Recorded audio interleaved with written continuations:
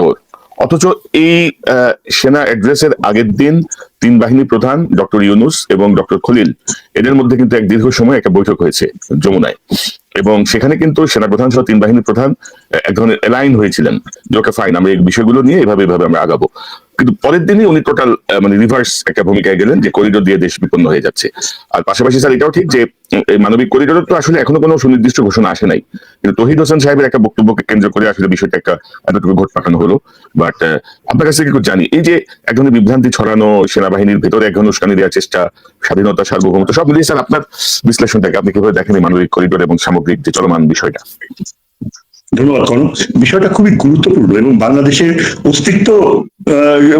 অস্তিত্ব সংক্রান্ত বিষয়ের সাথেই রিলেটেড, এবং ব্যাপারটা আমাদের পররাষ্ট্রনীতির ক্ষেত্রে বোধহয় গত 50 বছরে অত্যন্ত মানে টার্নিং পয়েন্ট বলা যায়, ওয়াটারশেড। এটা এত অভূতপূর্ব কূটনৈতিক ইনিশিয়েটিভ যে আমি একজন আন্তর্জাতিক সম্পর্কের অধ্যাপক হিসেবে দীর্ঘ 50 বছর ধরে পড়াশোনা করে আসছি, 40 বছরের বেশি অধ্যাপনাও করেছি। আমি খলিলকে চিনিও না, এটুকু জানি যে সে আমাদের ব্যাচের সাথেই বিসিএস পরীক্ষায় প্রথম হয়েছিল এবং অর্থনীতি বিষয়ে তার ঢাকা বিশ্ববিদ্যালয় থেকে অনার্স মাস্টার্স দুটোতেই প্রথম শ্রেণীতে প্রথম হয়েছিল। তার যে অসাধারণ মেধা এবং অসাধারণ অর্জন, জাতিসংঘে প্রতিটি পদে সর্বোচ্চ পদে গিয়েছে এবং বাংলাদেশকে বিভিন্ন সময় বিভিন্ন জায়গায় রিপ্রেজেন্ট করেছে। আমি যত বেশি দেখেছি তার পরিচিতি, তার অবদান এবং জাতিসংঘের সাথে, ততই আমি মুগ্ধ হয়েছি। অথচ ভদ্রলোককে কিন্তু আমি জানি না, কিন্তু অ্যাজ অ্যান একাডেমিক, আমি একজন শিক্ষাবিদ হিসাবে এবং পররাষ্ট্র নীতি নিরাপত্তা বিষয়ে শিক্ষাবিদ হিসাবে এটা আমার দায়িত্ব, আমার ধর্মিক দায়িত্ব বলতে পারো, যে আমার নিজের দেশের স্বার্থে তার এই যে পররাষ্ট্র নীতি ও নিরাপত্তার পদচারণা বিষয়গুলো এবং তার যে এক্সপ্রেশনস গুলো আমি দেখলাম নিউজ কনফারেন্সে, তা থেকে আমার মনে হয় আমার একেবারেই নৈতিক দায়িত্ব এটা তুলে ধরা যে আমি সত্যি বিস্ময়ে বিমূঢ় হয়ে গিয়েছি যে কোথায় করিডোর, একটা উদ্ভট ধারণা যেটা নিয়ে সেনাবাহিনী প্রধান কেন তার দরবারে এই প্রসঙ্গ উত্থাপন করলেন। এবং এটা আমার কাছে অবিশ্বাস্য মনে হয় যে একজন সেনাবাহিনী প্রধান হয়ে তিনি কি জানতেন না তার আগের দিন যদি তার দেখা হয়ে থাকে খলিলুর রহমানের সাথে, তার মানে তিনি সম্পূর্ণভাবে ব্রিফড হয়েছেন।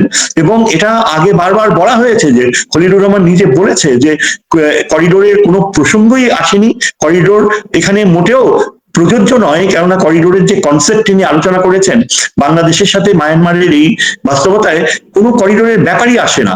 এবং উনি অত্যন্ত মানে দৃঢ় স্তরে বলেছেন যে এটা নিয়ে কোনো আলাপ হয়নি, হবেও না, এবং এটা এট অল আমাদের ইয়েতে নাই। এখন তাই যদি হয়ে থাকে তাহলে কোন যুক্তিতে এটা দরবার হলে সেনাপ্রধান এটাকে একটা ইমোশনাল এবং কি বলে আবেগপ্রবণ একটা ইস্যু হিসাবে তিনি দাঁড় করালেন?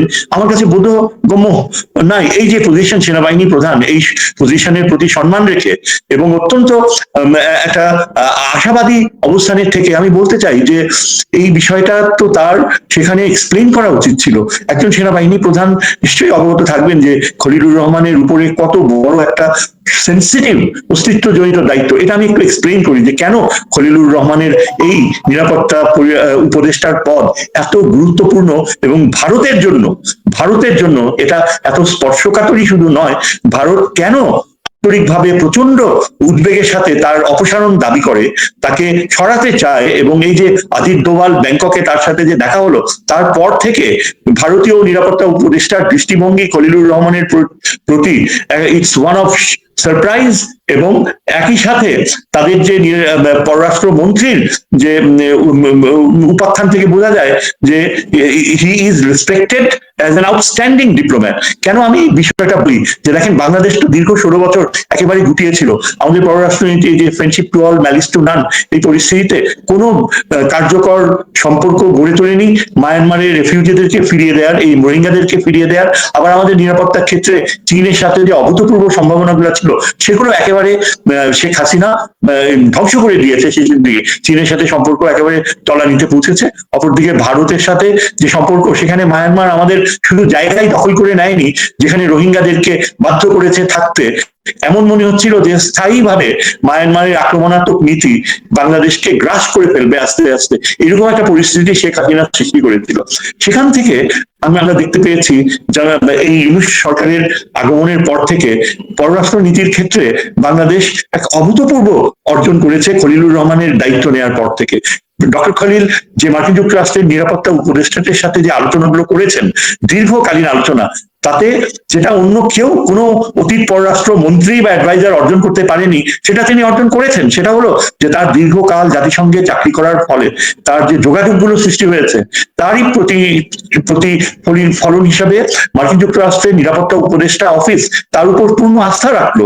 মার্কিন যুক্তরাষ্ট্র বার্মা অ্যাক্টকে আবার নতুন করে প্রয়োগ করার বাস্তবতা সৃষ্টি করলো এমন একটা সময়ে, যখন ট্রাম্প প্রেসিডেন্ট হয়ে ভারতের পক্ষে প্রচুর সমর্থন দেয়া আশা রেখেছিল ভারত। কিন্তু সেই পথে না যেয়ে মার্কিন যুক্তরাষ্ট্রের স্টেট ডিপার্টমেন্ট এবং মার্কিন যে উচ্চপদস্থ কর্মকর্তারা ঢাকায় আসে, মায়ানমারে যে মার্কিন রাষ্ট্রদূত তিনিও ঢাকায় আসেন, ঢাকায় এসে তাদের চূড়ান্ত আলোচনা হয়, অনেক প্ল্যানস হয়, যার ফলে বোঝা গিয়েছে যে রোহিঙ্গাদেরকে ফেরত পাঠানোর ব্যাপারে খলিলুর রহমানের আলোচনার মাধ্যমে একটা অসাধারণ মার্কিন তৎপরতা শুরু হয়েছে। এবং চিন্তা করেন, এটা এমন একটা সময়ে, এই যেটাকে আমরা ইংরেজিতে বলি Khalil could pull the Trump card, এমন একটা সময়ে যখন কিনা মার্কিন যুক্তরাষ্ট্র বাংলাদেশকে ভাতছড়না করতে পারতো, যখন কিনা ভারতের প্ররোচনায় মার্কিন যুক্তরাষ্ট্র ভারত বাংলাদেশকে কোণঠাসা করতে পারতো, সেটা না করে যখন আমরা দেখতে পাই ইউনূস সাহেব চীন সফর করে চীনের সাথে বাংলাদেশের সম্পর্ককে এক প্রচন্ড উচ্চতর মাত্রায় নিয়ে গেল, সেখানেও খলিলুর রহমানের ব্যাপক অংশগ্রহণ ছিল। তিনি আলোচনাগুলো করেছেন, তিনি কূটনৈতিক প্রক্রিয়াগুলো পরিচালনা করেছিলেন, যার ফলে এর আগে চীনের যে নেতৃস্থানীয় ব্যক্তিরা তাকেই ধরে নিয়েছে একজন মানে ম্যান টু ম্যান ডিপ্লোমেসি চালাবার জন্য। যে কারণে প্রথমত চীনের সরকার বাংলাদেশকে আশ্বস্ত করলো যে বাংলাদেশের সোভারেনিটি, সার্বভৌমত্ব যদি কখনো হুমকির মুখে পড়ে, চীন তার পাশে দাঁড়াবে। চিন্তা করেন, এই ধরনের শক্তিশালী কমিটমেন্ট শুধুমাত্র চীন একটা মিত্র দেশকেই দেয়, এমন মিত্র যার জন্য সে যুদ্ধে দাঁড়াবে পাশে। সেই মিত্রটা খুব কম দেশের সাথেই চীনের রয়েছে, এবং সেই লিস্টে বাংলাদেশ ইনক্লুডেড হয়েছে।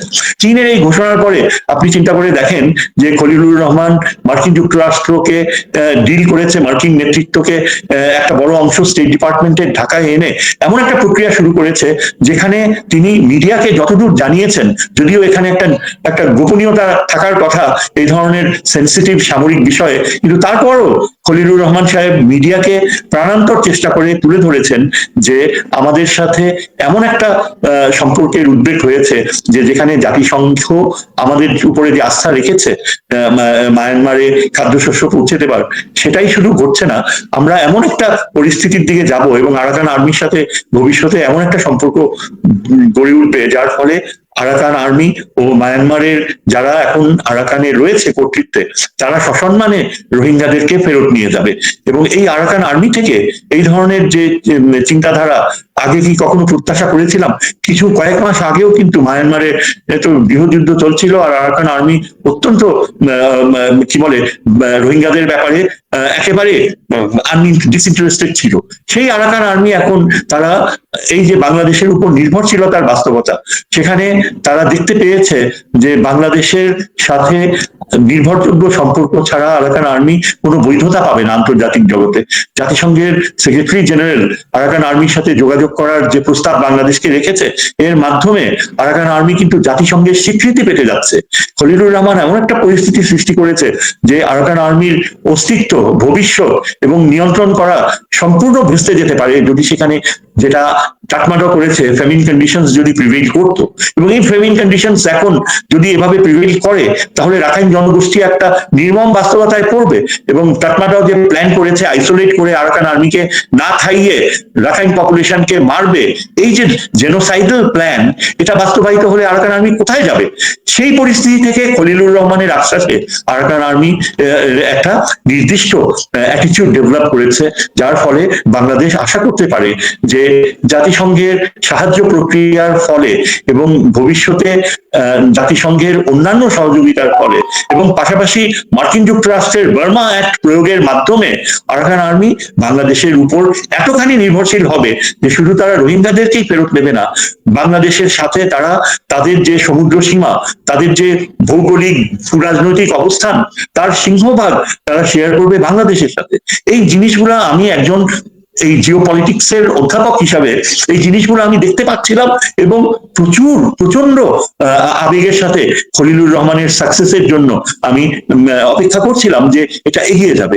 কিন্তু আমি হতাশ হয়ে গেলাম যে যেখানে সেনাবাহিনী প্রধান খুব ভালো করেই জানেন যে এখানে করিডোরের কোনো ব্যাপারই নেই, যেখানে তিনি তার যে জিওসি রয়েছেন রামুতে তার সাথে তার পূর্ণ যোগাযোগ রয়েছে, এবং নিশ্চয়ই জিওসি যতখানি রোল প্লে করছে এই যে মার্কিন বাহিনী যদি সেখানে কোনো কিছু করে থাকে সেটা সম্পর্কে সেনাবাহিনী প্রধান সম্পূর্ণ অবগত, এবং এই কার্যক্রম অলরেডি অনেক দূর এগিয়ে যাচ্ছে। আমরা তো যতদূর জানি আনঅফিসিয়ালি যে মার্কিন বাহিনী বাংলাদেশে একটা ওই অঞ্চলে একটা যে সহযোগিতার পথে এসেছে, এটা কিন্তু ভারতীয় টেলিভিশনও বারবার বলছে। সেখানে হয়তো অনেকটা কি বলে অ্যালিগেশন আনার ব্যাপার থাকতে পারে, কিন্তু এটা তো সত্যি যে আমাদের সেনাবাহিনী প্রধান পুরা সামরিক কার্যক্রমটা, জাতিসংঘ কার্যক্রমটা অবহিত। এবং আপনি যেটা বললেন ঠিক তার আগের দিনই কিন্তু খলিলুর রহমানের সাথে তিন বাহিনী প্রধানের সাক্ষাৎ হয়েছে, সম্পূর্ণ অবগত, এবং এটা খলিলুর রহমান মিডিয়াকে জানিয়েছে যে তার সাথে সেনাবাহিনী প্রধানের কোনো দূরত্ব নেই, তারা সম্পূর্ণ একটা একাত্মতা এবং অত্যন্ত আন্তরিকতার সাথে এই রোহিঙ্গা আরাকানের এই বিষয়টা ডিল করছে। সুতরাং এই প্রেক্ষাপট যদি আমরা ধরে নিই এবং এই ব্যাপারটার গুরুত্ব যদি আমরা অনুভব করি। জি বলেন। একটা বিষয় আমি অ্যাড করতে চাই যে করিডোর এবং মানবিক corridor, what is the difference between this? মানে করিডোর কি, মানবিক করিডোর কি? মানে মানে এটা নিয়ে কিন্তু আরেকটা ঘট পাকানোর চেষ্টা চলছে যে মানবিক করিডোরের নামে অস্ত্র যাবে, এই হবে সেই হবে, এরকম একটা প্রপাগান্ডা কিন্তু আছে। এখানে মানবিক বলেন আর শুধু করিডোর বলেন, এখানে none of it is relevant, এখানে তার কোনো প্রাসঙ্গিকতাই নেই। কারণ খলিলুর রহমান সাহেব এটা ক্ল্যারিফাই করেছেন যে পররাষ্ট্র উপদেষ্টা করিডোর শব্দটা উচ্চারণ করার সাথে সাথেই তিনি আবার সেটা উইথড্র করে নিয়েছেন। এটা সেদিন খলিলুর রহমান সরাসরি মিডিয়াকে বলেছে। এর অর্থটা কি? এবং তিনি বারংবার এমফেসিস দিয়ে বলেছে যে করিডোর হচ্ছে যুদ্ধকালীন সময়ে একটা প্রক্রিয়া যেখানে যে বাহিনী এফেক্টেড হচ্ছে তাদের তাদেরকে সরঞ্জাম প্রোভাইড করা হয়, এবং ওই টার্মটা এই মায়ানমার বাংলাদেশের বেলায় একদম কোনোভাবেই অ্যাপ্লিকেবল হয় না। আর হিউম্যান করিডোর আপনি যেটা জানতে চেয়েছেন তার ইমপ্লিকেশন হচ্ছে যে একটা বিধ্বস্ত জাতিগোষ্ঠী, বিধ্বস্ত জনগোষ্ঠী যখন খাদ্যাভাব বা চরম নির্মমতার শিকার হয়ে তারা মৃত্যুবরণ করছে, বা যেখানে রেশিয়াল ক্লিনজিং, অ্যাপার্থাইডের মতো বাস্তবতায়, যেখানে একেবারে জেনোসাইডের মতো অবস্থা, সেখানে যদি মানবিক সাহায্য পৌঁছে দেওয়া হয় সেটাকে আমরা হিউম্যান করিডোর বলি। আর শুধু করিডোর বলতে বোঝায় যে, যেটা আমি কিছুক্ষণ আগে বললাম, যে একটা যুদ্ধকালীন সময়ের যোগাযোগ প্রক্রিয়া। এখন বাস্তবতা হচ্ছে এই সেনাবাহিনী প্রধান খুব ভালো করেই জানেন যে আমাদের এই বেলায় তিনি সরাসরি অংশগ্রহণ করেছেন তার জিওসির মাধ্যমে, তিনি নিজেই অংশগ্রহণ। তিনি কিভাবে তার দরবারে এটা বলতে পারলেন যে আমরা কিছু জানি না, আমাদেরকে না জানিয়ে এসব করা হচ্ছে করিডোরের প্রশ্নে? আমি এটার উদ্দেশ্য কি? এখন যেটা আমি বুঝতে পারি এখানে there will be no corridor. He is throwing something out of the blue. এবং একটা দায়িত্বশীল সেনাবাহিনী প্রধান এই কথা কিভাবে বলতে পারে? এখন আমি একজন আন্তর্জাতিক নিরাপত্তার ছাত্র হিসাবে প্রশ্ন করতে পারি যে তার ইন্টেনশনটা কি?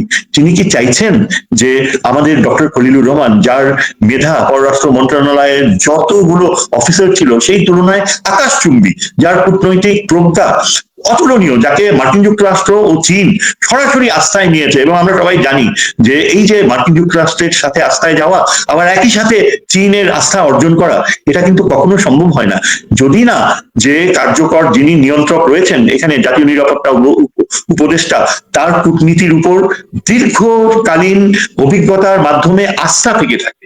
এটা হচ্ছে ট্রাস্ট। আমরা বলি কূটনীতি হচ্ছে question of trust, dignity, honour, এবং এই অবস্থানটা তিনি অর্জন করেছেন চীনদের কাছ থেকে, মার্কিন যুক্তরাষ্ট্রের কাছ থেকে। এবং তিনি যদি এগিয়ে যেতে পারেন তাহলে আমি বলবো এই প্রফেসর ইউনুসের এই যে দীর্ঘ সময় তিনি যে থাকছেন, যদি তার একটা অর্জন হয়ে থাকে সেটা এই খলিলুর রহমানই তাকে এনে দিতে পারে। এই কেননা আমরা দেখতে পাচ্ছি যে এটা এই রকমের দীর্ঘ সময় অনিয়ন্ত্রিত পররাষ্ট্র নীতি যে ছিল সেখান থেকে বের হয়ে এই উদ্যোগগুলো ভারতকে একেবারে স্টান্ট করে দিয়েছে। ভারত অ্যাবসলিউটলি, জয়শঙ্কর কোনোভাবেই বিশ্বাস করতে পারছে না, মোদী কোনোভাবেই। এবং তারা কি করছে? তারা বাংলাদেশের উপর অযাচিত সব অত্যাচার শুরু করেছে। এই যে প্রত্যেক রাতে তাদের দেশের নাগরিকদেরকে আমাদের দেশে ঠেলে দিচ্ছে, আজ গত রাতেও ঠেলে দিয়েছে। তারা বাংলাদেশে এখনো গুলি চালিয়ে যাচ্ছে, তারা বাংলাদেশের সমস্ত যে আন্তর্জাতিক অব্লিগেশন গুলো তারা ভায়োলেট করছে, এবং আমাদের পানির প্রশ্নে তারা ঠিক পাকিস্তানের যে অ্যাটিটিউড সেই অ্যাটিটিউড নিচ্ছে। এমনকি বারবার হুমকি দিচ্ছে যে তারা আমাদের উত্তরের ওই অঞ্চলটুকু যে কোনো সময় দখল করে নিতে পারে, এবং সেই প্রক্রিয়া তারা সৃষ্টি করছে। কাজেই বাস্তবতাগুলো এত কঠিন, সেখানে দেখা যায় যে সেনাবাহিনী প্রধান এটা অ্যাবসলিউটলি তার সামনে যে দরবারে যারা বসেছিল তারা নিশ্চয়ই এখন পড়াশোনা করে আবিষ্কার করবে যে এখানে তাদের সেনাবাহিনী প্রধানের কথায় কতখানি সত্য ছিল, কতখানি যৌক্তিকতা ছিল, এবং এখানে ডক্টর খলিলুর রহমানের যে নিরাপত্তা প্রশ্নে তিনি যে সেনাবাহিনীর স্ট্যাটাস, তাদের সম্মানকে কোন উচ্চতায় নিয়ে যাওয়ার প্রক্রিয়া শুরু করেছিলেন সেটা কিন্তু তুলে ধরলেন না। সেনাবাহিনীর জন্য কতখানি সম্মান, ভবিষ্যতের সম্মান তিনি সৃষ্টি করছিলেন, কেননা রোহিঙ্গারা যদি আগামী বছর সত্যি সত্যি ফেরত যায় এবং সেখানে যদি মার্কিন যুক্তরাষ্ট্র সহ জাতিসংঘের অবদান থাকে এবং আমাদের সামরিক বাহিনীও যদি সেখানে অংশীদারিত্ব থাকে, তাহলে তো পুরা পশ্চিমা বিশ্বে আমাদের সেনাবাহিনীর স্ট্যাটাস কোথায় উঠে যাবে। সেটা না করে সেনাবাহিনী কি করলেন প্রধান, তিনি করিডোর হতে দিবেন না। এগুলো তো নবাব সিরাজউদ্দৌলার নাটকের মতো নাকি মির্জাফরের নাটকের মতো। তিনি কি বলছেন, কেন তিনি ইচ্ছা করে করিডোর প্রশ্ন এনে ডক্টর খলিলের প্রক্রিয়া। এবং এখানে আমি শুধু একটাই কারণ দেখতে পাই, সেটা হচ্ছে এই যে আমরা যেটা আগে থেকে জানি যে সামরিক বাহিনী প্রধানের সাথে ভারতীয় সেনা প্রধানের যোগাযোগ ছিল, তার সাথে যথাযথভাবে যারা ভারতের পক্ষে সেনাবাহিনীর কিছু পথভ্রষ্ট সেনানায়ক যারা ভারতের পক্ষে বাংলাদেশের সাথে বিশ্বাসঘাতকতা করেছে তাদেরকে আটক করা হয়নি, তাদেরকে শাস্তির বিধানে আনা হয়নি, এমনকি তাদের অনেকে তারা সেনাবাহিনীর নিয়ন্ত্রণের হাত থেকে বের হয়ে পালিয়ে গিয়েছে। এগুলো সব মিডিয়াতে আমরা দেখি, জানি, পড়ি। এবং তাহলে এটা কি ইন্ডিকেট করছে? তাহলে কি এটা বুঝতে হবে যে সেনাবাহিনী প্রধান কোনোভাবেই চায় না যে ভারতের ইচ্ছা, ভারতের নিরাপত্তা চিন্তা এবং ভারত বাংলাদেশকে যেভাবে তার নিয়ন্ত্রণে রাখতে চায় সেই পথেই কি তিনি চান যে আমরা ফিরে যাই? তা না হলে কেন তিনি এই আমাদের ডক্টর খলিলকে বারবার এই করিডোর প্রশ্ন উত্থাপন করে বিব্রত করছেন? কেন তিনি ডক্টর ইউনূসকে বলছেন যে ডিসেম্বরের মধ্যে ইলেকশন দিতে হবে, এবং এটা তো তার আওতায় পড়ে না। এবং তিনি চাচ্ছেন যে যত তাড়াতাড়ি ইলেকশন হয় ততই যেন ডক্টর খলিলের অর্জনের সময়সীমাটুকু আরো সংকুচিত হয়ে যায়। তিনি এমন একটা পরিস্থিতি তৈরি করছেন যেন ডক্টর খলিল একজন ভিলেন, এবং যার ফলে আমরা দেখতে পাচ্ছি যে যেই বিষয়গুলো মোটেও বুঝতে পারে না, এমনকি আমাদের যে অপর ভিলেন আমি বলবো এই বিএনপি, তারা এখন আজকে যে এই দাবি উত্থাপন করেছে যে তাদের 3 জন অ্যাডভাইজারকে সরাতে হবে, এবং কথা নাই বার্তা নেই, মানে অবিশ্বাস্য। এটাই কি জিয়াউর রহমানের পার্টি? তারা তাদের ওই কি রিজভি এবং তার চেয়ে আরো বেশি সালাউদ্দিন একেবারে জোর করে দাবি করে বসেছে যে ডক্টর খলিলকে বিতাড়িত করতে হবে, ডক্টর খলিলকে অ্যাডভাইজার হিসাবে বিদায় করতে হবে। এটা কিভাবে সম্ভব? যেই দলটি বর্তমানে ক্ষমতায় যাওয়ার জন্য প্রচন্ড চাপ সৃষ্টি করছে ইলেকশনের, যেই দলটি আগে প্রেসিডেন্ট জিয়ার হাতে গড়ে ওঠা পররাষ্ট্রনীতির ক্ষেত্রে অসাধারণ অর্জন করছিলেন, এমনকি আজকে যদি প্রেসিডেন্ট জিয়া জীবিত থাকতেন, আমি তাকে অনেক কাছে থেকে ব্রিফ করেছি, তাকে অ্যাডভাইস করেছি, 1.5 বছর আমি তার পররাষ্ট্রনীতি উপদেষ্টা হিসাবে কাজ করেছি, তাকে অনেক কাছে থেকে রেখেছি। আমি নিশ্চিতভাবে বলতে পারি খলিলের যে মেধা এবং যে অর্জন তিনি করেছেন, আজকে প্রেসিডেন্ট জিয়া বেঁচে থাকলে খলিলকে কাছে টেনে নিতেন, তার মেধাকে কাজে লাগাতেন। ঠিক যেমনি 1978 সালে এই খন্দকার মোশাররফ হোসেনকে ঢাকা বিশ্ববিদ্যালয়ের টিএসসি অডিয়েন্স থেকে টেনে নিয়েছিলেন, আপনি আমার দলে যোগ দিন। আমি তখন একজন ইয়াং লেকচারার, আমার চোখের সামনে ডক্টর মোশাররফ জিয়াউর রহমানের আহ্বানে সাড়া দিয়েছেন। তিনি কি জানেন না, তিনি কি বোঝেন না যে প্রেসিডেন্ট জিয়া মেধাকে কতখানি গুরুত্ব দেয়? তিনি কি একবারও আমাকে জিজ্ঞেস করতে পারতেন না? তিনি আমাকে ভালো করে চেনেন এবং তিনি এটা শ্রদ্ধার সাথে আমাকে জানিয়েছেন, আমাকে স্মরণ করেন যে শহীদ তুমি তো জানো সেই দিনের কথা যেদিন প্রেসিডেন্ট জিয়া আমাকে টিএসসি তে ডেকে নিয়েছিল, এরা তো কেউ জানে না। এই খন্দকার সাহেব আজকে বসে কিভাবে এই প্রস্তাব দিলেন যে খলিলকে বহিষ্কার করতে হবে? আজকে প্রেসিডেন্ট জিয়া যদি বেঁচে থাকতো তাহলে ডক্টর খলিলের এই অমর্যাদা কখনো হতে পারতো? আমি এই জন্য অনুরোধ করেছি, কেন মানে বিএনপি এই পজিশন নিচ্ছে, একটা চাপ সৃষ্টি করা, যাতে ডক্টর ইউনূসের এই যে অর্জন, ডক্টর খলিল যদি এখন চীনকে লালমনিরহাটে এই যে এয়ারবেস তৈরি করার প্রক্রিয়া, সেটা যদি সত্যি সত্যি বাস্তবায়ন হয়, তাহলে ভারতের জন্য তো এটা একটা ভূমিকম্পনের মতো। ভারত সেখানে কাছেই তার বাগডোগরা ও হাসিমারা এয়ারবেসে অত্যন্ত উচ্চমানের মিসাইল ও বিমান প্রয়োগ করেছে। বাংলাদেশের জন্য এটা একটা নিরাপত্তা হুমকি। সেখানে আমরা যদি আমাদের লালমনিরহাটে আজকে চীনকে আমন্ত্রণ জানাই, সেটা সম্ভব হবে শুধুমাত্র ডক্টর ইউনূসের সম্মতি এবং ডক্টর খলিলের কূটনৈতিক কার্যকলাপ। সেই প্রক্রিয়াটাকে ভারত চায় ধ্বংস করে দিতে, ভারত চায় যেন সেটা না হয়। আজকে বিএনপি কি সেই একই পথে যাবে? বিএনপি মনে করছে যে ডক্টর খলিল যদি চীনের সাথে এই সম্পর্কের ক্ষেত্রে অর্জন, আবার একই সাথে আমেরিকার সাথে রোহিঙ্গাদের ফেরত পাঠানোর কূটনৈতিক প্রক্রিয়া অর্জন করে, তাহলে ডক্টর খলিল হয়তোবা প্রফেসর ইউনূস এতখানি জনসমর্থন পাবেন যে হয়তো জনগণ দাবি করে বসতে পারে যে ডক্টর ইউনূসই কন্টিনিউ করুক। এই ভয়, এই অত্যন্ত হীনমন্যতা, অত্যন্ত নিম্ন রুচির চিন্তা তাদের, এই যে এইসব মানুষ। মানে জায়গাটা যদি আমি এক লাইনে সাম আপ করি যে মানে মূলত ভারতের স্বার্থ বিঘ্নিত হবে বা ভারতের যে আধিপত্য এই অঞ্চলে, বিশেষ করে বাংলাদেশের উপরে ভারতের আধিপত্য শূন্যের কোঠায় নেমে আসবে। এই জায়গাটার কারণে আসলে ভারত সরাসরি কিছু করতে পারছে না, কারণ এখানে ইউ যুক্ত, জাতিসংঘ যুক্ত, আমেরিকা যুক্ত। তো তারা এখন সওয়াল হয়েছে আমাদের কিছু সেনাপ্রধান সহ কিছু গুটি করে অফিসার এবং প্রধানতম রাজনৈতিক দল বিএনপির কিছু নেতার উপরে। তো আমি স্যার দুটা প্রশ্ন আপনি একটু করতে চাই পাশাপাশি। একটা হচ্ছে ডক্টর খলিল নিরাপত্তা উপদেষ্টার পদ পাওয়ার পরেই আসলে মূলত তার সঙ্গে এনিমিটিটা শুরু হয়। আমরা দেখি যে পুরাতন অনেক গল্প কাহিনী দিয়ে তাকে বিব্রত করার চেষ্টা হয়েছে, নানা রকম ঘটনা ঘটেছে। তো বলা হচ্ছে যে বেসামরিক ব্যক্তি নিরাপত্তা উপদেষ্টার পদ নিলে নাকি পারবেন না, সামরিক জ্ঞান নাকি লাগবে। কিন্তু আমি যতটুকু জানি বিশ্বের অত্যন্ত গুরুত্বপূর্ণ কমপক্ষে 50টি রাষ্ট্রের নিরাপত্তা উপদেষ্টা কিন্তু বেসামরিক ব্যক্তি। এবং এটা এই জায়গাটা একটু যদি একটু স্পষ্ট করেন যে ডক্টর খলিলের এই পদের যৌক্তিকতা এবং এক্স্যাক্টলি। হ্যাঁ, আপনি একেবারে ঠিক জায়গায় হাত দিয়েছেন। দেখেন, আমি এটাই বলতে চাচ্ছিলাম। দেখেন, ডক্টর খলিল যে বেসামরিক ব্যক্তি হয়ে জাতীয় নিরাপত্তা উপদেষ্টা হয়েছেন, এটাই কিন্তু সভ্য জগতে প্র্যাকটিস।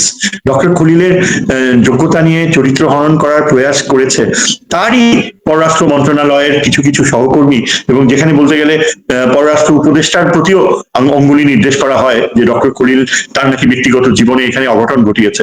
আমরা জানতে পারলাম, দেখেন, নিউ ইয়র্কে সেদিন একটা সাক্ষাৎকারে দুইজন অত্যন্ত সম্মানীয় ব্যক্তি, একজন নিউ ইয়র্কে একজন প্রতিষ্ঠিত প্রবীণ ডক্টর, আরেকজন অত্যন্ত প্রতিষ্ঠিত যে ব্যক্তি ওইখানে থাকেন এবং একটা অত্যন্ত সম্মানিত পদে রয়েছেন দীর্ঘকাল। ডক্টর খলিল যখন নিউ ইয়র্কে চাকরি নেন প্রথম, তখন থেকে চেনেন। তারা দুজনই কিন্তু একটা নিউ ইয়র্ক ভিত্তিক টেলিভিশন নেটওয়ার্কে বলেছে যে ডক্টর খলিল কোনো সময় তার চারিত্রিক দৃঢ়তা কম্প্রোমাইজ করেনি, এবং জাতিসংঘের যে তিনি উচ্চ পদে গিয়েছেন একটার পর একটা, সেখানে তার ব্যক্তিগত জীবনে সব খুঁটিনাটি দেখা হয়েছে, সমস্ত কিছু চেক আপ করা হয়েছে। এবং যে ডাক্তার সাহেব বলছিলেন তার ভেতরে যে কতখানি শক্তিশালী আবেগ কাজ করছিলেন, তিনি বললেন যে ডক্টর খলিলকে, এবং ওই লয়ার ভদ্রলোক যিনি ডক্টর খলিলকে ছিলেন, বললো যে আমি দীর্ঘ 30 বছর থেকে ডক্টর খলিলকে দেখে আসছি, তিনি একের পর এক জাতিসংঘের অত্যন্ত গুরুত্বপূর্ণ পদে বাংলাদেশের প্রতিনিধিত্ব করেছেন। তিনি তো বাংলাদেশের চাকরি ছিলেন, কোথাও যায়নি। এবং আরেকটা বড় কথা হচ্ছে, তিনি অল থ্রু বাংলাদেশের পাসপোর্ট হোল্ডার ছিলেন, কোনোদিন তিনি দুই দেশের নাগরিকত্ব নেননি, যেটা কিনা এই যে আলী রিয়াজের রয়েছে, ওই ডক্টর মজুমদার কমিশন হেড, ওই তাদের বেলায় তো কেউ কিছু বলে না। ডক্টর খলিল অত্যন্ত আবেগ প্রবণ হয়ে প্রায় কন্দনরত চোখে দৃষ্টিতে বললেন যে দেখেন, আজকে আমাকে নিয়ে এরকম অপবাদ করছেন, আমি কোনোদিন দীর্ঘ সময় ছিলাম, আমেরিকান পাসপোর্ট নেওয়ার কথা কল্পনাই করি। তারপর তিনি কি বললেন? তিনি বললেন, আজকে যদি তারিক জিয়া, উনিও তো লন্ডনে থাকছেন, দীর্ঘ সময় চাকরি করছেন, আজকে যদি কেউ তারিক জিয়াকে নিয়ে এরকম কথা বলে তখন কেমন পরিস্থিতি হবে, একবার চিন্তা করেছেন? এই কথাটা বলা এই কারণে বিএনপির রিজভী এবং ওই যে সবচেয়ে বড় যে সন্দেহজনক ব্যক্তি সালাউদ্দিন, যাকে পুরা ঢাকা শহর চিহ্নিত করেছে যে ভারতীয় গুপ্তচর হিসাবে, লাভ দিয়ে আজকে প্রেস কনফারেন্সে বলেছে আমরা খলিলের অপসারণ চাই। কেন এই ব্যক্তি বলছে এই কথা? কেনই বা রিজভী এটাকে এমন আখ্যা দিচ্ছে যে তিনি খলিল নাকি তারিক জিয়াকে তার অপমানজনক কথা বলছে? অথচ খলিল কিন্তু তারিক জিয়াকে যা বলছে আমরা টেলিভিশনে সবাই দেখেছি, তিনি তারিক জিয়াকে উচ্চ স্থানে অবস্থান, তারিক জিয়াকে ডিফেন্ড করছে। যে আজকে উনি এত বছর বিদেশে থাকে, তাকে নিয়ে যদি তার বিরোধীরা এরকম কথা বলে যে তিনি দুই দেশের তখন কেমন লাগবে? কাজেই এটা কিন্তু তিনি কোনো উদ্যোগে বলেনি, বরং তারিক জিয়াকে ডিফেন্ড করে এই কথা বলেছেন। অথচ কিভাবে এটাকে ডিসইন্টারপ্রেট করা হচ্ছে? এখন আপনার যে প্রশ্নটা আপনি প্রথমে করেছিলেন সেটার উত্তর আমি দেই নাই। ওই যে কি জানো ছিল সেটা, ওই যে সেনাবাহিনীর নিউ ইয়র্কের ওই প্রথম অংশটা, প্রথম অংশটা ছিল যে নিরাপত্তা উপদেষ্টা হিসেবে বেসামরিক ব্যক্তির এইটাই ছিল। আচ্ছা, দেখেন, এই যে তিনি একজন সিভিলিয়ান হতে পারে, কিন্তু আপনি দেখেন ভারতের নিরাপত্তা উপদেষ্টা একজন সিভিলিয়ান, মার্কিন যুক্তরাষ্ট্রের সিভিলিয়ান, এমনকি পাকিস্তানেও এর আগে নিরাপত্তা উপদেষ্টা যিনি ছিলেন তিনিও সিভিলিয়ান ছিলেন। একজন সিভিলিয়ান নিরাপত্তা উপদেষ্টা হিসাবে থাকবে, এটাই তো স্বাভাবিক, এটাই কাম্য, সভ্য জগতে এটাই হয়ে থাকে। আজকে বাংলাদেশে যদি সামরিক বাহিনী এটা মেনে নিতে না পারে, তাহলে বলতে হবে যে এখানে তাদের একটা ইনফেরিয়রিটি কমপ্লেক্স, এবং সামরিক বাহিনীর কোন অফিসারের এই যোগ্যতা রয়েছে নিরাপত্তা উপদেষ্টা হতে পারবে? খলিলের নখের কাছাকাছি কি আসতে পারবে? সামরিক বাহিনী প্রধান তো তার পুত্র তুল্য ডক্টর খলিলের। সামরিক বাহিনী প্রধান যে একটা মাদ্রাসা বা স্কুলের ছাত্র হিসেবে তার যে জ্ঞান ছিল এক সময় বাল্যকালে, তার সেটাই হচ্ছে তার খলিলুর রহমানের সাথে তুলনা করলে তার অবস্থান। তিনি কি সেটা জানেন না? তিনি কি বোঝেন না যে কতখানি কঠিন বাংলাদেশের অস্তিত্বজনিত কূটনীতি? কিন্তু পুরো ব্যাপারটা কি আমি বলি যে তারা ইচ্ছা করে এই যে বেসামরিক, তাছাড়া সেখানে সামরিক বিষয়গুলো দেখার জন্য তো লেফটেন্যান্ট জেনারেল হাফিজ রয়েছে। খলিলুর রহমানের তো সময় নাই সামরিক বাহিনী বিষয়ে দেখাশোনা করার, তিনি তো সেখানে কখনো মাথা ঘামায় নাই। স্যার এখানে একটা আবেগের কথা বলি। আমাকে এক সেনা কর্মকর্তা বলছিলেন যে আপনি দেখছেন ডক্টর খলিলকে নিরাপত্তা উপদেষ্টা দায়িত্ব দিচ্ছে, একজন বেসামরিক লোককে এখন সেলিউট করতে হবে। তা বললাম ডক্টর খলিল তো একজন যোগ্য লোক, তাকে সেলিউট করলে কি সমস্যা ভাই? তোমরা তো চুপুরে সেলিউট করো না? চুপুর একটা চোর, প্রতিষ্ঠিত চোর, এসালামের সহযোগী, প্রতিষ্ঠিত। খুবই চিন্তার বিষয় যে দেখেন এদের মানসিকতা কোন স্তরে নেমেছে, কিভাবে কি উদ্ভট চিন্তা। তুমি ওরা বাংলাদেশের নাগরিক, তোমার পেছনে বেসামরিক মানুষের টাকায় তোমার অস্তিত্ব, তোমার বেতন, তুমি জাতিসংঘে যাচ্ছ, আজ পর্যন্ত কখনো তুমি সত্যিকারের যুদ্ধে অংশগ্রহণ করোনি, যুদ্ধ হয়েও যাওনি। জাতিসংঘে যেটা করছো সেটা খুব ভালো কথা, কিন্তু একজন সামরিক বাহিনী অফিসার তো যুদ্ধে গেলে তার সত্যিকারের প্রফেশনাল কম্পিটেন্স বোঝা যায়। সেই তুলনায় তুমি জাতিসংঘে যা করছো সেটা তো দীর্ঘ সময় একটা পুতুল খেলা। তো পুতুল খেলা করে তুমি মনে করো যে তুমি সামরিক যুদ্ধে যে তোমার উৎকর্ষতা প্রমাণ করার কোনো প্রয়োজন নেই? এটা হতে পারে? আর বেসামরিক ব্যক্তিকে তুমি সেলিউট করবে না? ডক্টর খলিলের মতো এত উপযুক্ত মানুষকে সেনাবাহিনী প্রধান সেলিউট করা, সেটা তো তার সৌভাগ্যর কথা, সেটা তার 7 জন্মের সার্থকতা। তিনি কিভাবে সেনা প্রধান হয়েছে আমরা কি জানি না? তার আত্মীয়তার বন্ধন না থাকলে তিনি কি হতেন? তার কি সেই যোগ্যতা ছিল? তিনি কি মেজর বা লেফটেন্যান্ট কর্নেলের উপরে উঠতে পারতেন? এগুলো কি সত্যি কথা না? এগুলো কি সামরিক বাহিনীর সদস্যরা জানে না? কেন সেই আমি তো মনে করি এখানে আসল ব্যাপারটা হচ্ছে যে principal staff officer lieutenant general Kamrul, তিনি সামরিক যে সম্পর্ক এবং পাকিস্তানের সাথে চীনের সাথে যে সামরিক সম্পর্কগুলো গড়ার পেছনে তার অবদান রয়েছে, তিনি পাকিস্তানের যে সামরিক বিষয়ে আলোচনা করে এসেছেন, খলিলুর রহমানের সাথে তার একটা যোগাযোগ হয়েছে, কমিউনিকেশন হয়েছে, সামরিক বিষয়গুলো আলোচনা করেছেন, এবং এই বিষয়টাকেই মানে তার চক্ষুশূল হয়ে দাঁড়িয়েছে। শোনা যাচ্ছিল যে হয়তো লেফটেন্যান্ট জেনারেল কামরুলকে সেনা প্রধান করা হবে, এবং এই আতঙ্কে এখন লেফটেন্যান্ট জেনারেল কামরুলকেও সরিয়ে দেওয়া হবে আর ডক্টর খলিলুর রহমানকে ডেমোনাইজ করতে হবে। এই যদি হয় বাস্তবতা, এমন যদি হয় যে আপনি একজন যোগ্য সিভিলিয়ানকে সেলিউট করতে আপনি কুণ্ঠা বোধ করেন, তাহলে আপনার প্রফেশনের প্রতি আপনি নিজেই তো আপনার শ্রদ্ধাবোধ হারাচ্ছেন। আপনি কি জানেন না উন্নত বিশ্ব, এমনকি এই যে পার্শ্ববর্তী ভারতে একটা সেক্রেটারি, একটা ডিফেন্সের ডেপুটি সেক্রেটারিকেও সেনাবাহিনী প্রধান স্যালিউট করে, বাইরে ওয়েটিং রুমে ওয়েট করে তাকে দেখা করার জন্য? আপনি কি জানেন না যে মার্কিন যুক্তরাষ্ট্রে অ্যাসিস্ট্যান্ট সেক্রেটারি অফ ডিফেন্সকেও সেনাবাহিনী প্রধান স্যালিউট করে? এগুলো কি আধুনিক বিশ্বের কার্যক্রম আপনি জানেন না? আপনাদের শেখাতে হবে। কোথায় গিয়েছে আপনাদের লার্নিং? এগুলো সব ঘটেছে এই 16 বছরের এই যে হাসিনার প্রতি যে আনুগত্য, এবং হাসিনা যে কিভাবে ধ্বংস করেছে। আজকে ডক্টর খলিল যেখানে তাকে অত্যন্ত সম্মানের সাথে সামরিক বাহিনীর এই দরবারে তাকে নিয়ে যাওয়া উচিত ছিল, তিনি বক্তৃতা দিতে পারতেন, তিনি তাদের বুঝিয়ে বলতে পারতেন, সেটা কিছুই করা হয়নি। সেটা না করে বরং এই যে তার স্ট্যাটাস, তিনি একজন সিভিলিয়ান, এই প্রশ্ন ওঠে। এই প্রশ্ন কিভাবে ওঠে, কেন ওঠে? তাহলে তো আমাদের কোনো দরকার নাই এখানে যদি সিভিলিয়ান। হ্যাঁ বলেন। এবং স্যার গত কয়েকদিনের যে মুভ, এই মুভে আমার সাথে যে সঙ্গে কথা হচ্ছিল এখানকার বিভিন্ন বিষয়ের সঙ্গে সংযুক্ত, তারা বলছিলেন যে সেনাবাহিনী প্রধানের বর্তমান যে মুভ বা রোহিঙ্গা ইস্যু, করিডোর ইস্যু বা অন্যান্য ইস্যু নিয়ে তার যে বক্তব্য, পাশাপাশি জাতিসংঘের তদন্তে তিনি অসহযোগিতা করেছেন, আবার এখন দোষ চাপাচ্ছেন সরকারের উপরে, এগুলো কিন্তু আমাদের শান্তিরক্ষী মিশনের উপরে কিন্তু প্রভাব ফেলবে কিন্তু স্যার, যদি বেশি বাড়াবাড়ি হয়, যদি এমন যদি মনে হয়। আপনার কি মনে হয় স্যার? অ্যাবসলিউটলি, আপনি বুঝতেই পারবেন না। জাতিসংঘ এবং আন্তর্জাতিক বিশ্ব, এমনকি স্বয়ং মার্কিন যুক্তরাষ্ট্র, তারা কিন্তু এসব অবজার্ভ করে। তারা they will give you the rope, যথেষ্ট আপনাকে রোপ দিবে so that you can hang yourself. কাজেই এইসব কার্যকলাপ, এই যে জাতিসংঘের যে উদ্যোগকে এইভাবে প্রত্যাখ্যান করার মানসিকতা, এই যে আপনার এত ধ্বংস, এত গোলাগুলি, যে ওয়ার ক্রাইমস কমিটেড হয়েছে, এবং সেনাবাহিনীর যেসব জেনারেলসরা এইসব খুনের সাথে সরাসরি যুক্ত ছিল, এবং আমরা এটাও জানি যে যথেষ্ট প্রমাণ রয়েছে ভারতের সামরিক বাহিনীর সদস্যরাও বাংলাদেশে ঢুকে তারা গোলাগুলি করেছে। পুরো বিষয়টা ভারতের অজিত দোভাল তারই নিয়ন্ত্রণে ছিল, এবং হাসিনাকে যে প্লেনে ফেরত পাঠানো হবে সেখানেও কিন্তু অজিত ডোভালের সিদ্ধান্ত ছিল। এসব কিন্তু সব জানাজানি হয়েছে। এসব আন্তর্জাতিক ট্রাইব্যুনালে আসলে পুরো বিষয়টা আসবে এবং তখন আপনি কোথায় পালাবেন? কাজে এখানে এই যে আপনার সংশ্লিষ্টতা, এটা বাংলাদেশের সেনাবাহিনীর জন্য অত্যন্ত ক্ষতিকর এবং এগুলো পূর্ণ বিচার হওয়া উচিত। আমি জানি আমাদের অত্যন্ত সাহসী মেধাবী যারা চাকরিচ্যুত হয়েছে অনেক অফিসার, তারা বিচার পাচ্ছে না।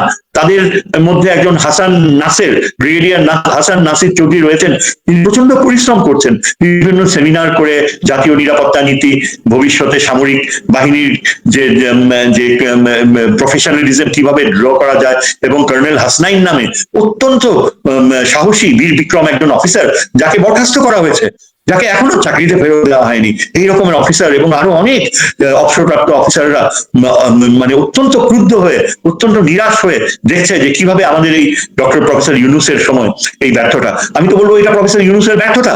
তিনি কেন প্রথমেই উদ্যোগ নেননি? তিনি কি জানতেন না প্রথমে, যখন এটা জানাজানি হয়ে গেল যে বুকে পাথর বেঁধে সেনাবাহিনী প্রধান এটা এই প্রফেসর ইউনূসের অ্যাপয়েন্টমেন্টকে অ্যাকসেপ্ট করছে, তখনই তো তার কার্যকর পদক্ষেপ নেওয়া উচিত ছিল। তখনই এই জায়গাতে ডক্টর ইউনূসের উদাসীনতা আছে অথবা ওনার অবহেলা আছে। আমরা কিন্তু আপনি জানেন যে আমরা প্রথম থেকে কিন্তু এই বিষয়গুলো ওনার নলেজে বারবার আনার চেষ্টা করেছি। হয় উনি জানেন না, অথবা ওনাকে জানতে দেওয়া হয়নি, অথবা উনি উদাসীন ছিলেন, যার কনসিকুয়েন্সেস আমরা এখন ফেস করছি। আমরা স্যার আরেকটা প্রশ্ন দিয়ে অনুষ্ঠানটা শেষ করবো। সেটি হচ্ছে যে আপনি যেটি বলছিলেন যে এই যে দেখেন চরিত্র হনন কিন্তু আওয়ামী লীগের একটা কালচার, কিন্তু চরিত্র হনন মানে আওয়ামী লীগের বিপক্ষে যে থাকে সবসময় তাকে মেলাইন করার জন্য চরিত্র হনন হয়েছে। আমাদের সশস্ত্র বাহিনীতে যত কর্মকর্তা চাকরিচ্যুত হয়েছেন বা যাকে যখন যেই মানে অপরাধী চাকরিচ্যুত করা হোক, সাথে কিন্তু একটা নারী ঘটিত বিষয় যুক্ত করে দেওয়া হয়েছে, যেন সেই বিষয়টা নিয়ে কোথাও কথা বলতে না পারে। ডক্টর খলিলের চরিত্র হননের চেষ্টা হয়েছে কিন্তু সেম তরিকায়।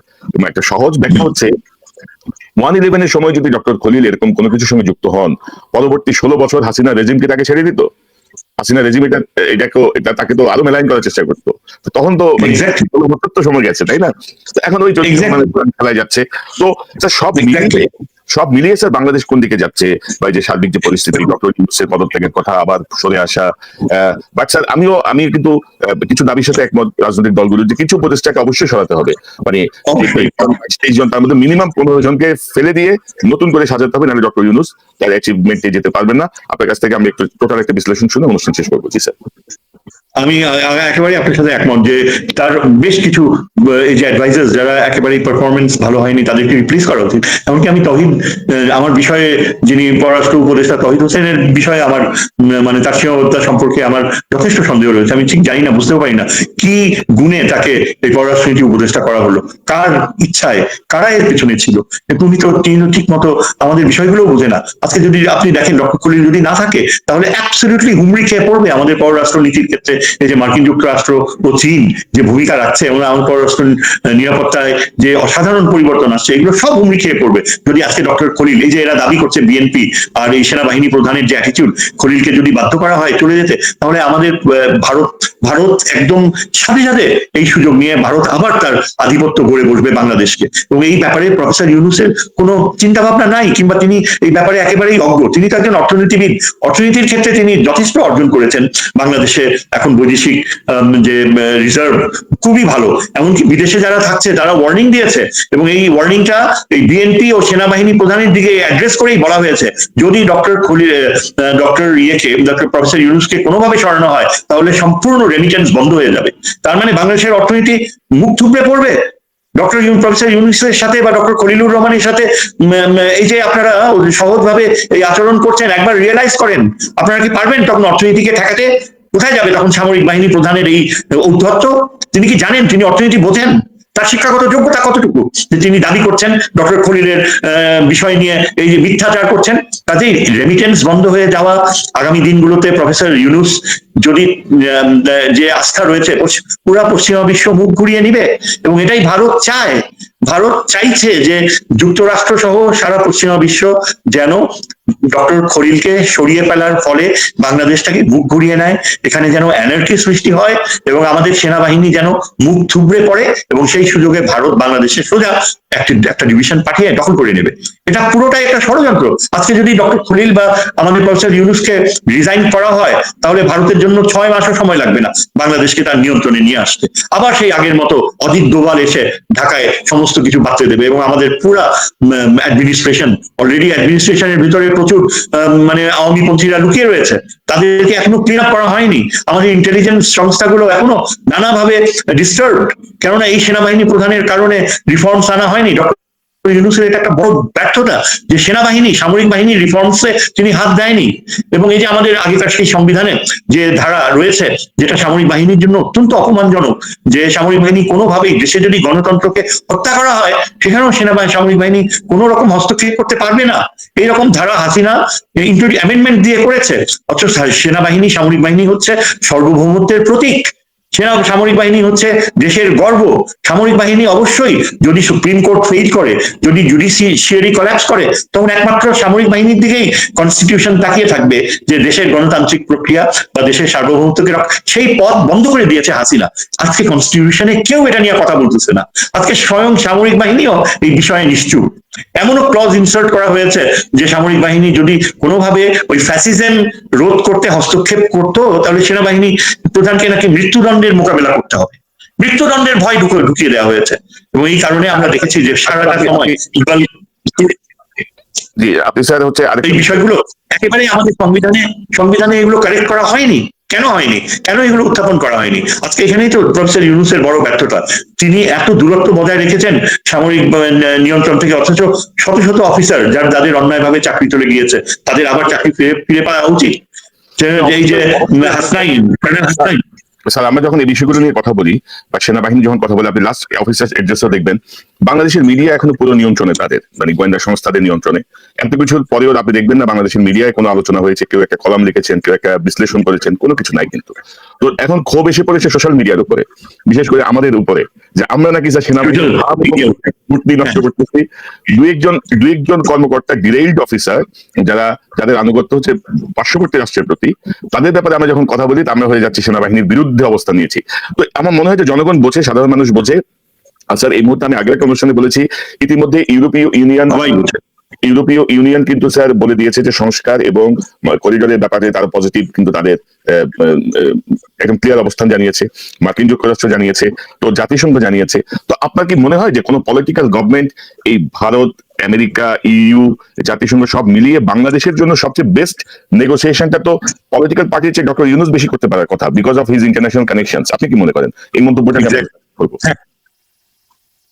এটা তো অ্যাবসলিউটলি আমরা দেখতেই পেয়েছি, দেখাই যাচ্ছে যে ইন্টারন্যাশনাল ইনস্টিটিউশন গুলো তারা কতখানি, ইউরোপিয়ান ইউনিয়নের প্রতিনিধি ঢাকায় এসে বলেছে যে এটা প্রফেসর ইউনূসের ইচ্ছা, তিনি রিফর্মস যতদিন চান রিফর্মস করে তারপর ইলেকশন দিবেন, এইরকম স্টেটমেন্ট দিয়েছে ইউরোপিয়ান ইউনিয়ন থেকে। কাজে এই যে পলিটিক্যাল পার্টিস গুলো যদি মনে করে যে তারা এই বিদেশের অন্যান্য দেশগুলোকে ব্যবহার করবে, মোটেও পারবে না। আজকে বিএনপি মারাত্মক ভুল করছে।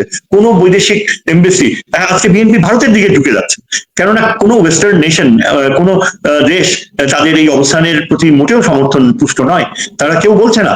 এখন ভারত ইন্টারন্যাশনাল আন্তর্জাতিক সম্পর্কে নিজেই একটা ভিলেইনের অবস্থানে রয়েছে, অ্যাপারথাইড পলিসি করছে। ডক্টর খলিল যেটা বলেছে সেই নিউজ কনফারেন্সে, যে আরাকান আর্মি যদি ইনক্লুসিভ না হয়, যদি রোহিঙ্গাদের না নেয়, তাহলে বাংলাদেশ সরকার মনে করবে যে আরাকান আর্মি ইজ প্র্যাকটিসিং অ্যাপারথাইড। এইরকম অ্যাঙ্গেলে কেউ কি আগে বলতে পেরেছে? কার মেধা রয়েছে যে এইরকম ব্যাকফুটে ফেলতে পারবে আরাকান আর্মিকে? Arakan army is practising apartheid, এবং এই অ্যাপারথাইডের অপবাদ দেওয়ার কারণে সাথে সাথে আরাকান আর্মি এখন তাদের দৃষ্টিভঙ্গি পাল্টাতে বাধ্য হচ্ছে। এই বুদ্ধিটা, এই মেধা তো আমাদের বাংলাদেশের পররাষ্ট্র মন্ত্রণালয়ের কারো ছিল না, ভবিষ্যতে থাকবে কিনা সেটাও বলতে পারি না। কাজেই প্রফেসর ইউনূস, আপনি যেটা বললেন, তিনি এমন কিছু কিছু মানুষকে এনেছেন, সত্যি কথায় ডক্টর খলিলের মতো আরো অন্যান্যরা যারা, তারা কিন্তু অসাধারণ গ্রহণযোগ্যতা পেয়েছে পশ্চিমা বিশ্বে। তারা এই জাপান সহ পূর্বের দেশগুলোতেও অসাধারণ ইয়ে, কিন্তু অ্যাট দ্য সেম টাইম তার কিছু অ্যাডভাইজার রয়েছে যারা একেবারেই নিকৃষ্ট মানের। কাজেই অতি উচ্চমান আবার অতি নিম্নমান, দুটারই সংমিশ্রণ। তবে এটা ঠিক যে আমাদের সেনাবাহিনী, সামরিক বাহিনীকে কোনোভাবে বিতর্কিত করা যাবে না। সামরিক বাহিনীর 98% মনে করি জনগণের সাথে রয়েছে। তারা বারবার প্রমাণ করেছে, অবসরপ্রাপ্ত সামরিক বাহিনীর অত্যন্ত যোগ্য মেধাবী যারা অবসরপ্রাপ্ত হয়েছেন, তারা বারবার বিভিন্ন মিটিংস, ফোরামসে যে তারা কনফার্ম করে যে আমরা সবসময় জনগণের পাশে ছিলাম, থাকবো। গুটি কয়েক ভারতীয় দালাল এরা আমাদের সামরিক বাহিনীর সততা, যোগ্যতা এটাকে ধ্বংস করতে চাচ্ছে, ভারতকে পথ করে দিতে চাচ্ছে। কাজেই এটা কিন্তু আজকে তাদেরই দায়িত্ব যে তাদের গৌরব তারা যেন বজায় রাখে, তারা যেন জনগণের সাথে থাকে।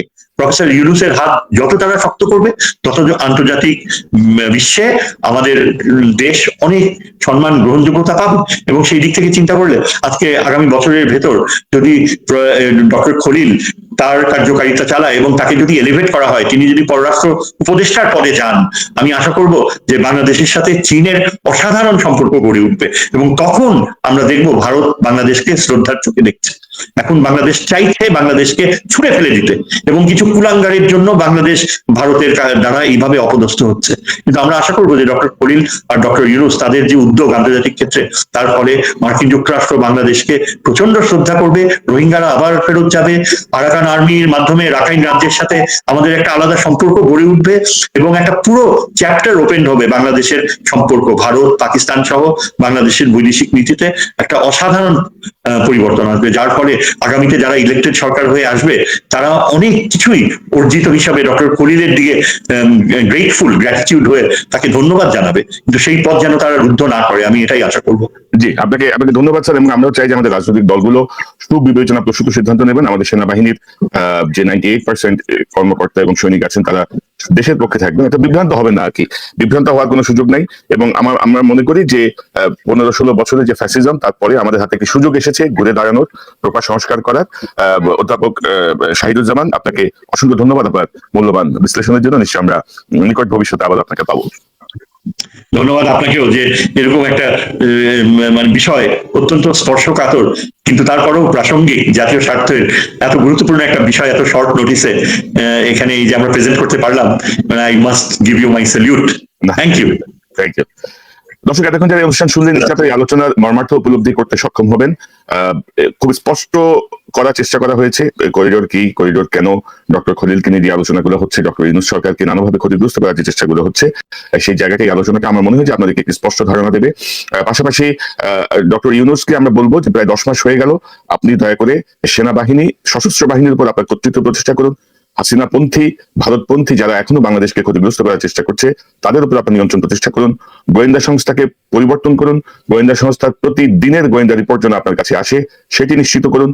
পাশাপাশি উপদেষ্টা পরিষদে ইতিমধ্যে জুনিয়র উপদেষ্টা থেকে শুরু করে যেসব অপদার্থ টাইপের উপদেষ্টারা আছেন, যাদের বিরুদ্ধে ইতিমধ্যে দুর্নীতির অভিযোগ উঠেছে, তাদেরকে আপনি উপদেষ্টা পরিষদ থেকে বহিষ্কার করুন।